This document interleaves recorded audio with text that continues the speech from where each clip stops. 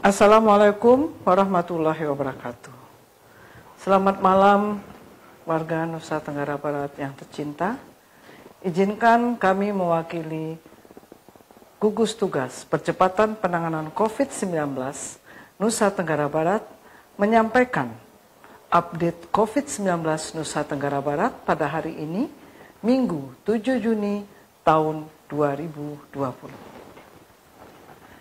Pada hari ini telah diperiksa sebanyak 322 sampel di 3 laboratorium kita, yaitu laboratorium PCR di Rumah Sakit Provinsi dan Rumah Sakit Universitas Mataram.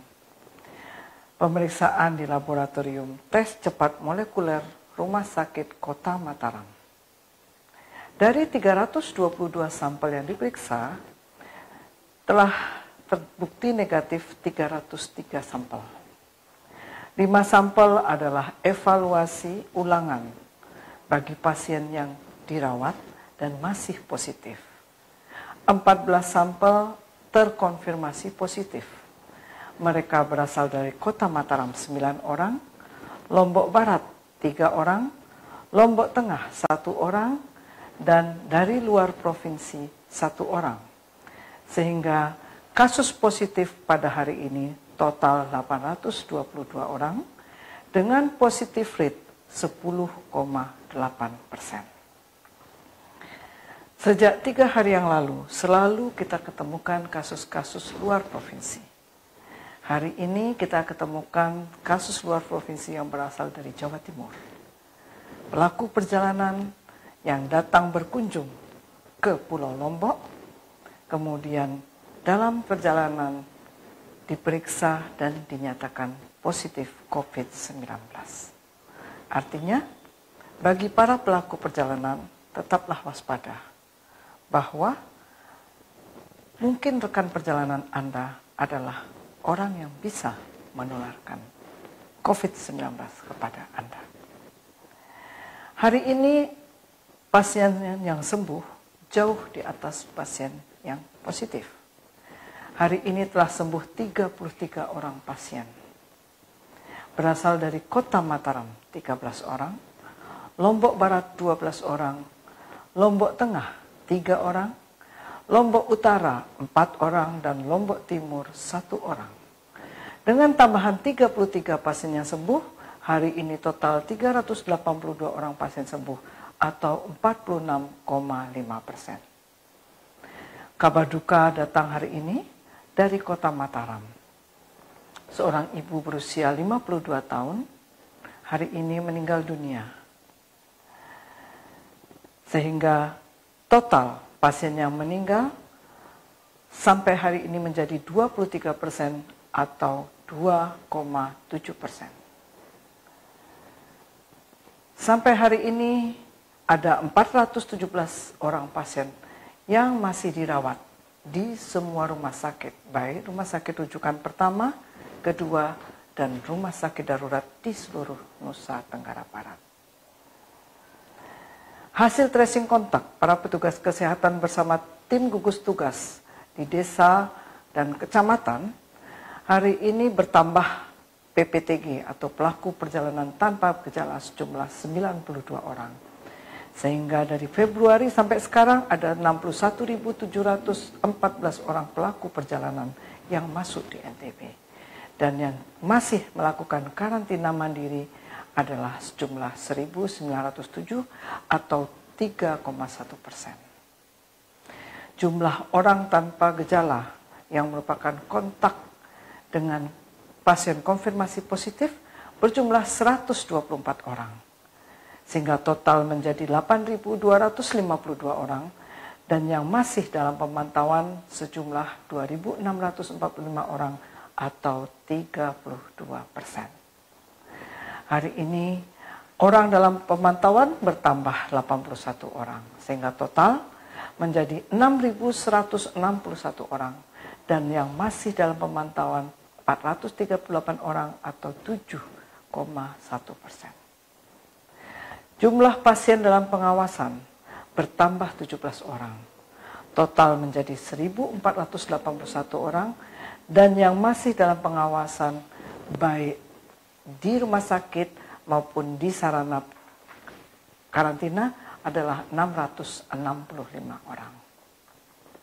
Bapak Ibu warga Nusa Tenggara Barat yang berbahagia, mulai hari Jumat yang lalu sejumlah masjid mulai melaksanakan ibadah sholat Jumat. Tentunya dengan melaksanakan protokol kesehatan COVID-19. Banyak masyarakat yang bertanya, apakah COVID-19 ini masih berbahaya? Semua penyakit itu berbahaya. Kalau dia mendapatkan tempat untuk berkembang. COVID-19 saat ini mendapatkan tempat untuk berkembang di seluruh dunia, termasuk di Nusa Tenggara Barat. Kita sudah menemukan yang positif 800 lebih, yang meninggal 23 orang, tetapi yang sembuh juga banyak. Artinya COVID-19 penyakit yang mudah sekali menular. Itu yang membuat dia jadi bahaya. Kalau yang ditulari adalah orang yang muda dengan imunitas yang baik, maka COVID-19 mungkin tidak berdampak pada tubuh orang tersebut. Tetapi kita tahu di sekitar kita ada orang-orang yang rentan. Bayi, balita, ibu hamil, termasuk para lansia. Catatan kita sebagian besar yang meninggal dunia adalah bayi dan lansia. Maka kalau kita tidak menganggap COVID-19 berbahaya, kita akan abai bahwa ada sesuatu yang mengancam dan tidak tampak.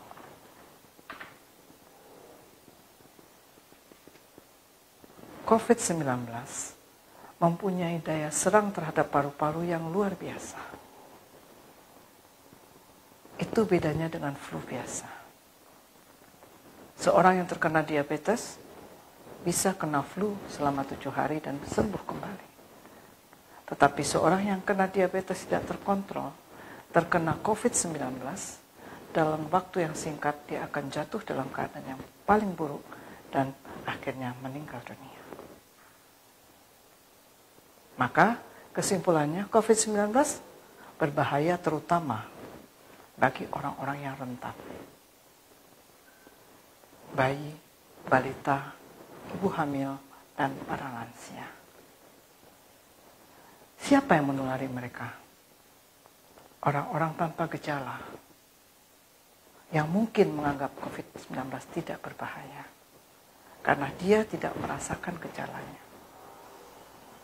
Dalam pengelolaan penyakit menular, maka semua kita harus bisa merasakan perasaan orang-orang yang rentan.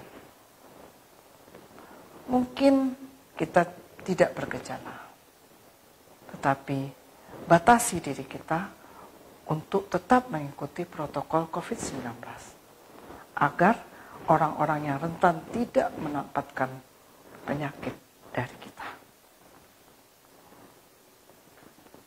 Ada yang bertanya, apa kebijakan pemerintah dalam mencegah COVID-19? Inti dari kebijakan pemerintah dalam mencegah COVID-19 adalah memutus rantai penularan dengan mengacu pada protokol kesehatan COVID-19. Itulah yang harus kita ikuti. Tetap disiplin melaksanakan protokol COVID-19. Disiplin gunakan masker, disiplin cuci tangan pakai sabun di bawah air mengalir selama 20 hingga 40 detik, atau bila tidak ada air, gunakan hand sanitizer. Jaga jarak 1,5 sampai 2 meter dengan orang di sekitar kita. Hindari kerumunan atau keramaian. Tingkatkan daya tahan tubuh dengan istirahat cukup, gizi seimbang, dan olahraga. Dan kelola stres. Kalau Bapak Ibu ada rasa cemas terhadap COVID-19, Bapak Ibu harus tahu, dengan tetap menjalankan protokol COVID-19, insya Allah risiko penularan akan menjadi minimal. Dengan demikian, stres Bapak Ibu bisa dikurangi. Kenapa? Karena stres dapat menurunkan imunitas. Bagi Bapak Ibu penderita penyakit komorbid, hipertensi, diabetes dan ginjal, jaga agar Bapak Ibu berada dalam batas-batas normal penyakit. Tekanan darah normal, gula darah normal, laju filtrasi ginjal normal. Sehingga Bapak Ibu terhindar dari resiko mudah tertular COVID-19. Terakhir, perilaku hidup bersih dan sehat. Buang air besar di tempatnya. Minumlah air yang layak minum, sehingga Bapak Ibu tidak terkena diare. Karena salah satu penyakit yang mudah ditumpangi oleh COVID adalah penyakit saluran pencernaan. COVID adalah the great imitator, penjiplak yang sangat baik. Dia bisa menyelusup, menyerupai kuman untuk diare. Dia bisa menyelusup, menyerupai kuman untuk penyakit-penyakit yang lain. Sehingga orang yang dijangkiti COVID sering tidak waspada. Kami mendapatkan beberapa kasus dengan gejala COVID yang berbeda dari kasus-kasus yang terdahulu. Kasus terdahulu selalu disertai dengan batuk dan pilek. Tetapi sekarang kita mulai temukan kasus yang dominan adalah gejala saluran pencernaan. Kasus dengan keluhan utama kehilangan penciuman atau indera perasa. Dan setelah dites, mereka positif COVID.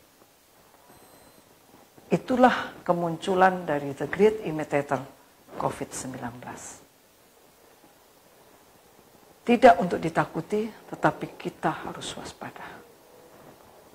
Berdamai dengan COVID-19 adalah menyadari COVID-19 ada di sekitar kita.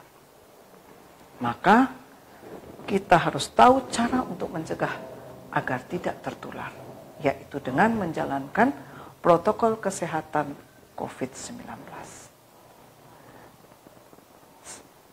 Itulah upaya-upaya dan ikhtiar kita untuk tetap bertahan hidup dengan COVID-19 di sekitar kita. Tetap waspada, jangan menyepelekan, stay safe, keep healthy. Salam sehat Indonesia. Wabillahi taufiq wa hidayah. Wassalamualaikum warahmatullahi